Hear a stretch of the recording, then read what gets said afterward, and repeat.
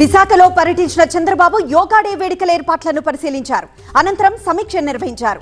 మోదీ పర్యటనను ప్రతిష్టాత్మకంగా తీసుకున్న ప్రభుత్వం ఆర్కే బీచ్ లో 5 లక్షల మంది హాజరయ్యేలా ప్లాన్ చేస్తోంది.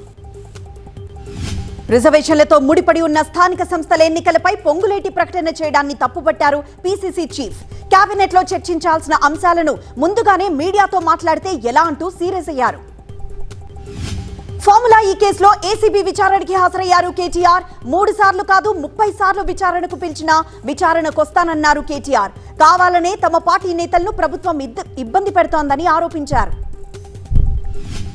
కరీంనగర్ కలెక్టర్ను అభినందిస్తూ సీఎం రేవంత్ ట్వీట్ చేశారు. ప్రభుత్వాసుపత్రిలో కలెక్టర్ పామెలా సత్పతి శస్త్రచికిత్స చేయించుకోవడం అభినందనీయమన్నారు. ప్రభుత్వాసుపత్రుల్లో మంచి సదుపాయాలు, అనుభవం ఉన్న వైద్యులున్నారన్నారు. చిత్తూరు జిల్లా బంగారుపాళ్యంలో మామిడి రైతులు రాస్తారోకో చేశారు. Sun Gold food processing factory యాజమాన్యం మామిడిని కొనుగోలు చేయడం లేదని ఆందోళన చేశారు. పోలీసులు ఫ్యాక్టరీ ప్రతినిధులతో చర్చిస్తున్నారు. కర్ణాటకలోని పలు ప్రాంతాల్లో వర్షాలు పడుతున్నాయి. రోడ్ల మీద చెట్లు కూలిపోవడంతో ట్రాఫిక్ జామ్ అవుతోంది.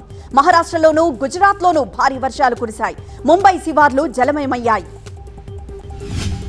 విమాన ప్రమాదానికి సంబంధించి లేటెస్ట్ వీడియో వెలుగులోకి వచ్చింది. బతికి బయటపడ్డ ఒకే ఒక్క వ్యక్తి రమేష్ ఓవైపు మంటలు, దట్టమైన పొగల మధ్య నుంచి నడిచొస్తున్న దృశ్యంతో అతడు ఎలా బతికాడన్న సందిగ్ధతకు తెరపడింది. జనగణనపై గెజిట్ విడుదల చేసిన కేంద్రం 2 విడతల్లో జనగణన చేపట్టబోతోంది. జనగణనతో పాటు కులగణన కూడా చేయాలని నిర్ణయం తీసుకుంది. 2027 మార్చి 1 నాటికి అన్ని రాష్ట్రాల్లోనూ జనగణనను పూర్తి చేస్తారు.